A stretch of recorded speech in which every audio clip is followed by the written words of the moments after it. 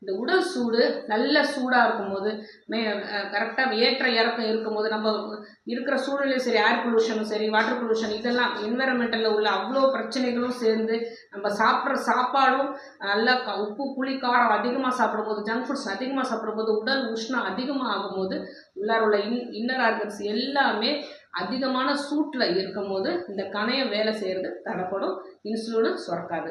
So என்ன பண்ணலாம் அப்படின்னா உடல் சூட்டை குறைக்கணும். உடல் சூடுன்னு சொல்லிகிட்டே இருக்கும்போது என்ன பண்ணால் இந்த உடல் சூடு குறையும் அப்படின்னா முக்கியமான விஷயங்க, வாரத்துக்கு ஒரு முறை இல்லை 2 முறையாவது நல்லெண்ணெய் தேய்ச்சி குளிச்சுட்டே வரணும்.